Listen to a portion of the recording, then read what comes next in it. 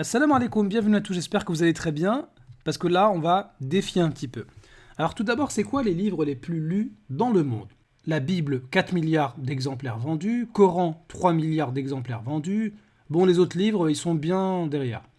Ainsi, les livres les plus lus au monde, c'est pas Harry Potter ou Tom Sawyer, mais c'est plutôt la Bible et le Coran. Et c'est tout à fait normal pour nous, puisque ce sont des livres de théologie. Le Coran, pour nous, c'est la parole d'Allah Azza wa Jal. La Bible, dedans, il y a la parole de Dieu, il y a également la parole des hommes. Donc ce sont des livres de théologie qui sont importants. Et on sait que la Bible, elle est venue plusieurs siècles avant le Coran, donc c'est peut-être un petit peu normal que on ait 4 milliards. Et encore, moi, je suis pas trop d'accord avec ces chiffres-là, puisque le Coran, il est beaucoup plus lu que la Bible. On a beaucoup plus de gens qui connaissent par cœur le Coran que de chrétiens ayant la capacité de réciter par cœur la Bible ou même un seul des 4 évangiles. Mais admettons que pour la Bible, il y a bien 4 milliards et pour le Coran, 3 milliards. Ça nous fait un rapport de 1,3.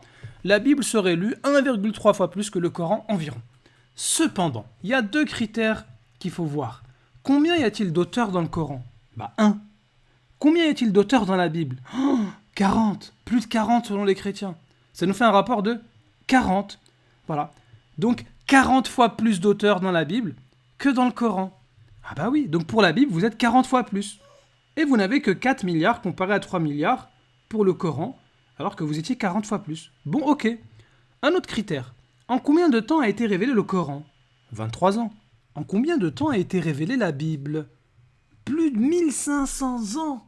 23 ans comparé à 1500 ans, ça nous fait un rapport d'environ 65. Eh bien, c'est comme si on comparait un travail fait en 1 minute et un autre fait en 1 heure, et on obtient presque le même résultat en termes de vente.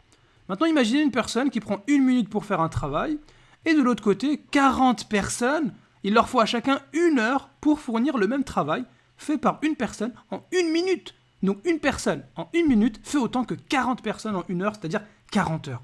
Et vous osez dire que Mohammed alayhi salatu wassalam, il a inventé le Coran et que c'est un imposteur? Mais ça va pas bien.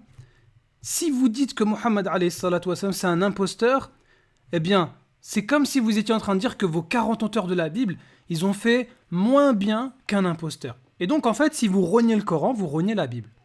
Et si pour vous, les auteurs de la Bible sont inspirés, alors forcément, Mohammed alayhi salatu wassalam aussi.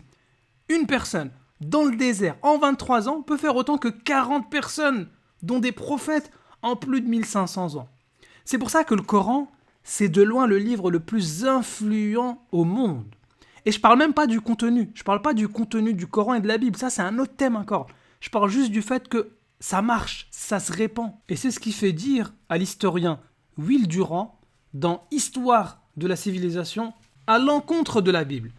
Il est, en parlant du Coran, l'œuvre d'un seul homme, selon lui, et donc incontestablement, écoutez bien, ça c'est un mécréant qui parle, c'est un historien, incontestablement le livre le plus riche en influence qui ait jamais été écrit par une même main.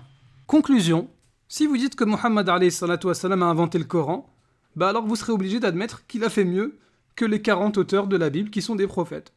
Si vous dites que Mohammed alayhi salatu wassalam a inventé le Coran, c'est simple, faites pareil. وإن كنتم في ريب مما نزلنا على عبدنا فأتوا بسورة من مثله وادعوا شهداءكم من دون الله إن كنتم صادقين فإن لم تفعلوا ولن تفعلوا فاتقوا النار التي وقودها الناس والحجارة أعدت للكافرين